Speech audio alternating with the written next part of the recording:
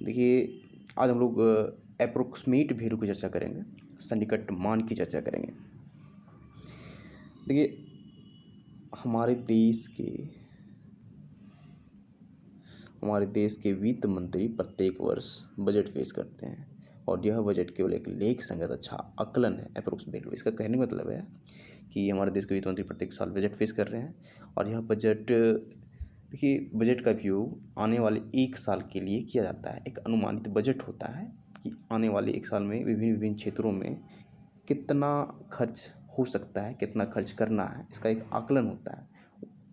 तो जैसे कि रक्षा बजट है, एजुकेशन है, रेलवे है, इन सारे में एक साल एडवांस में ही सबके लिए खर्चा तैयार किया जाता है, एस्टिमेट किया जाता है। तो कहीं ना कहीं एक तरह का आकलन है, अप्रोक्स वैल्यू का यूज हो रहा है यहाँ पे।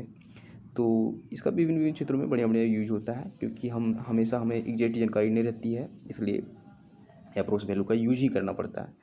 तो चलिए इसका कॉन्सेप्ट के बारे में चर्चा करते हैं। देखिए, फर्स्ट ऑफ हम लोग पढ़ेंगे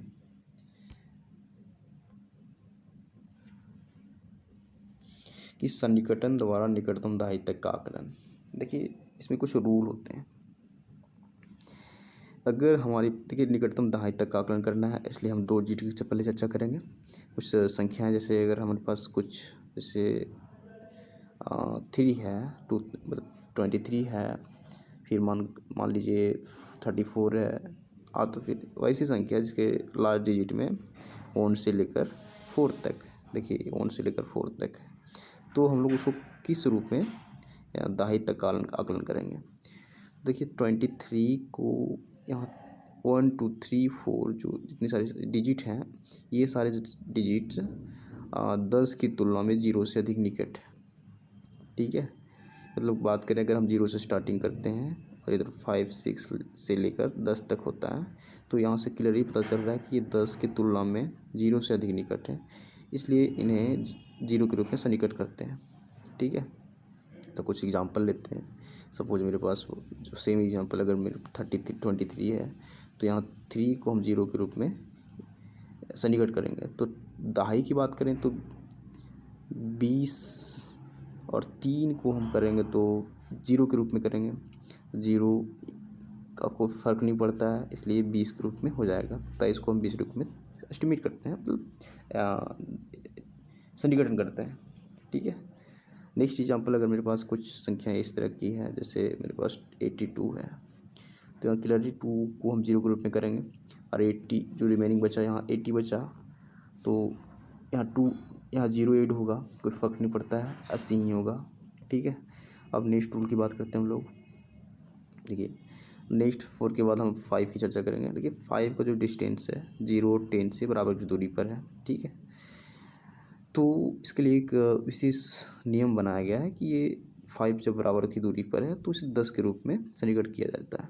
ठीक है, तो उसका एक कुछ एग्जांपल लेते हैं। सपोज मेरे पास कुछ एग्जांपल, अगर मेरे पास 65 है, तो 65 में क्या है कि ये ऑलरेडी मेरे पास 60 एक दहाई इस फॉर्म में है और 5 को हम करेंगे 10 के रूप में, तो यहाँ 5 जो 10 के रूप में हो जाएगा, वो 10 यहाँ 8 हो जाएगा, तो मतलब 65 को हम 70 के रूप में दहाई तक का आकलन कर रहे हैं। ठीक है, अब नेक्स्ट हम बात करते हैं, नेक्स्ट रूल की बात करते हैं।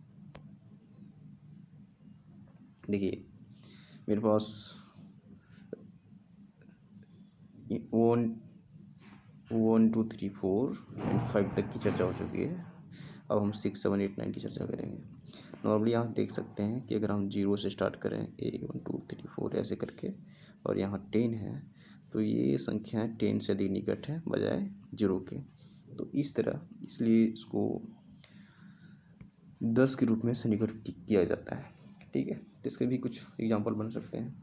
ऐसे अगर मेरे पास कुछ संख्याएं जैसे 66 है, तो हम लोग डायरेक्ट इसको 70 में चेंज करेंगे, क्योंकि 60 ऑलरेडी है हमारे पास, 6 को हम 10 में चेंज कर रहे हैं, मतलब 60 प्लस 10 ऐड हो रहा है, तो 70 बन रहा है।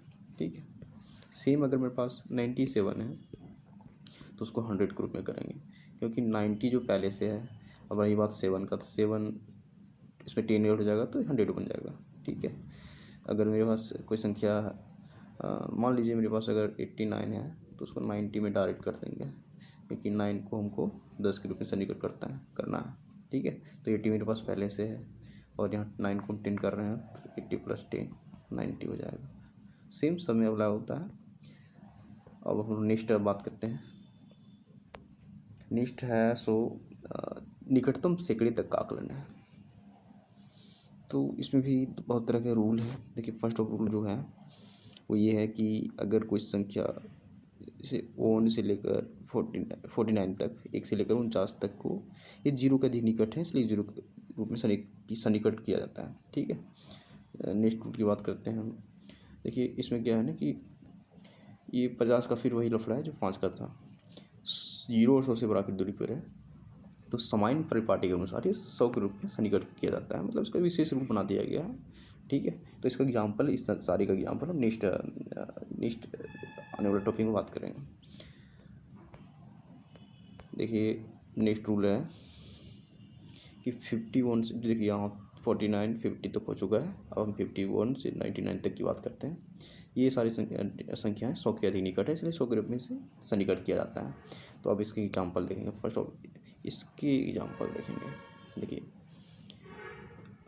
मेरे पास कुछ, मान लीजिए रेंडम संख्या 648 अगर मेरे पास कुछ संख्या है, तो देखिए यहाँ हमको इसको सैकड़े तक का आकलन करना है। तो ऑलरेडी सैकड़े तक की बात करें तो मेरे पास इस 600 की बात करें, इस 6 पोजिशन पे है। तो देखिए 600 तो मेरे पास पहले से है। अब रही बात 48 की, तो 48 को हम केस में आकलन करेंगे कि इस नियम के अनुसार यहाँ 48 है, ये 0 का अधिक निकट है, इसलिए 0 के रूप में सन्निकट करते हैं। तो देखिए 48 को हम डायरेक्ट 0 के रूप में सन्निकट करेंगे, क्योंकि यहाँ रूल है सैकड़े तक का आकलन में। तो डायरेक्ट ये 600 ही बचेगा। ठीक है, इसमें बहुत सारे एग्जाम्पल बन सकते हैं, लेकिन एक एग्जाम्पल समझ में आएगा। अब हम 50 की बात करते हैं। अगर मेरे पास 650 है, ठीक है, देखिए 600 तो मेरे पास पहले से है। रही बात 50 की, तो 50 को हम क्या करते हैं, 100 के रूप में सन्निकट करते हैं। तो यहाँ +100 हो जाएगा, आने की 700 हो जाएगा। तो 650 को हम 700 के रूप में सन्निकट करते हैं, क्योंकि यहाँ मेरे पास 50 है। वही अगर 649 होता तो हम इसको 600 के रूप में सन्निकट करते हैं। यहाँ लार्ज डिफरेंस है, यहाँ 700 में हो रहा है, एक बढ़ जाने से, यहाँ 649 हो रहा है, 649 का 600 में हो रहा है। अब बात करते हैं हम लोग रिमेनिंग जो 51 से 99 तक बचा, उसका एग्जांपल लेते हैं। अगर मेरे पास सपोज रैंडम संख्या, बड़ी संख्या लेते हैं ताकि समझने में आसानी हो। अगर मेरे पास 1 2 5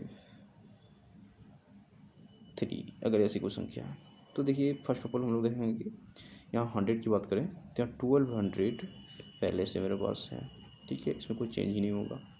रही बात ये इस दहाई अंक की बात करते हैं, तो इसको कैसे चेंज करते हैं, निकटतम सैकड़े तक का कैसे आकलन करेंगे। 53 का निकटतम सैकड़े तक का आकलन करना है, यानी को हम सैकड़ा बनाना है, जैसे भी बनाना है। तो देखिए रूल है कि 100 के अधिक निकट है, इसलिए 100 के रूप में इसको सन्निकट किया जाता है। तो सीधा मतलब है कि 53 को हम 100 के रूप में सन्निकट करेंगे, तो माने 100 ऐड हो जाएगा। तो सीधा बात है कि ये 1200 + 100 1300 हो जाएगा। ठीक है, तो रूल तो स्पष्ट हो गया, क्लियर हो गया। तो थैंक यू।